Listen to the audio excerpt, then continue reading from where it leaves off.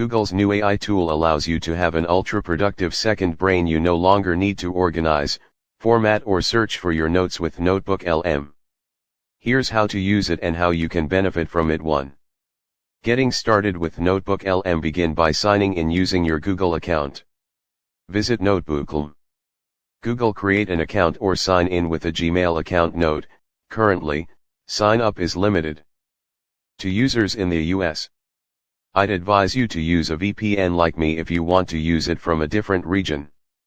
2. Creating your first notebook. Set up a new notebook for a specific project or topic. Click the plus button to create a new notebook. Give it a relevant title, example Project X Research, Personal Knowledge Base. This notebook will contain all related information. 3. Adding sources. Incorporate documents that the AI will use as knowledge sources.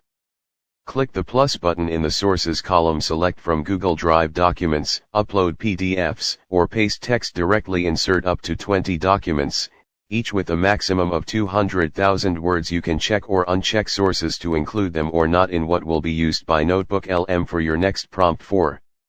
Interacting with notebooklm. Use the chat interface to converse with the AI based on your sources.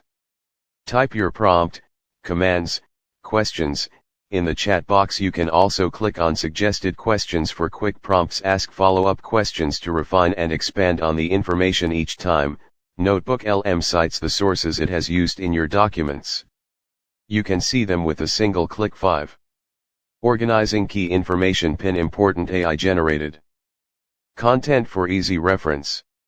Use the pin icon to save valuable AI responses. Keep pinned items in the top space of the screen. You can also ask notebooklm to incorporate the information directly into your conversation. You can also add your own notes, which can be used by notebooklm to complete the information and take it into account in future replies.